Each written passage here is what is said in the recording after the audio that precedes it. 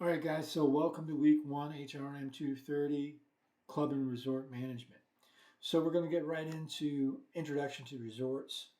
Um, chapter one of the book is where we're going to be. The first part of the chapter is mostly just history of resorts. It's all fascinating stuff, but I don't want this video to be very long, so I'm going to skip that, let you read that on your own. We're going to talk about resorts. What are they, and what are some nuances of what separates resorts from other things. And so, first off, funny enough, in the book, there is no definition of the word resort. So I looked at a few different sources, and a common word that's found in many of the sources is destination. Now, one definition that I really like is a resort is a place that is a popular destination for vacations or recreation, or which is frequented for a particular purpose. So it is the destination, it's where people go for vacations, right? It's not like a hotel could be just someplace where they spend the night en route to somewhere else. A resort, generally they go to the resort to go to the resort and vacation at the resort, right? So the particular purpose would be their primary amenity, things like ski slopes or a beach or golf courses or Disneyland or something like that, right? So we classify resorts in many different ways, and one of the ways is proximity to the market, and then with setting and the primary amenities is the second way, and the third way is mix of residential lodging properties. Okay, so to me, the third is the one is that holds the key distinction. Other people might think it's one of the other two, but I personally think it's the third. Anyway, we're going to talk about it. Proximity to the market. Is it a destination that people have to travel to via train, plane, automobile, a day's travel or whatever, not just talking about an hour, talking about long, long trips, right? That would be destination. Non-destination resorts, even though I like to put the word destination in the definition of resorts, a non-destination resort would be one that is very close to a population base, okay?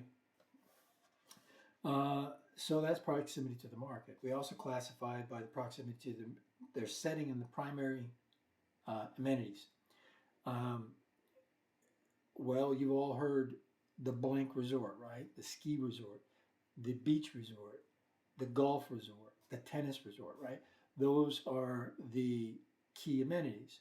So we can classify a resort by that. Now, some resorts, uh, their amenities and their destination properties, what makes them a destination, might not be centered around one of those things I just said. It might be something else.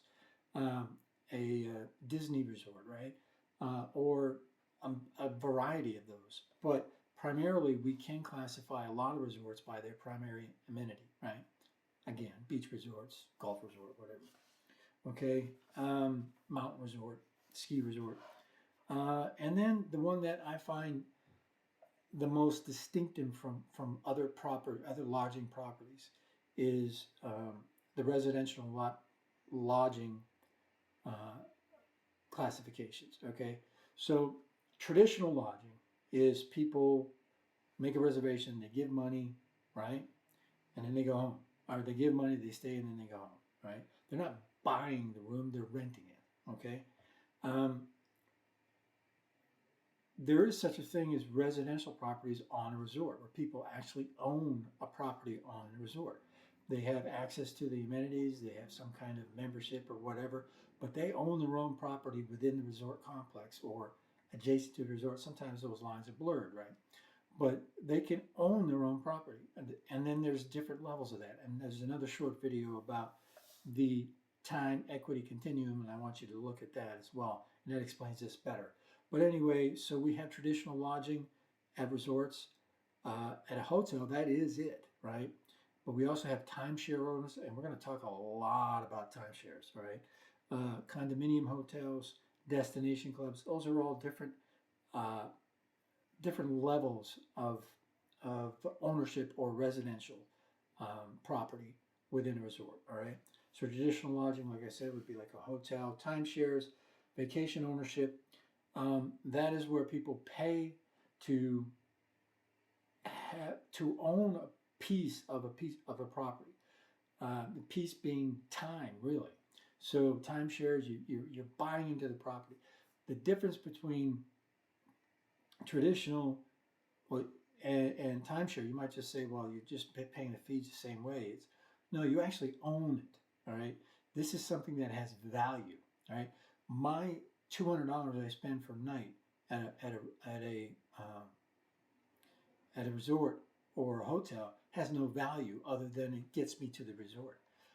When I own a timeshare, that ownership has value that I can sell, all right, and or not sell or whatever, but is actual value. It's a piece of property. It's real property. Real meaning real estate. Okay, so then we have condominiums.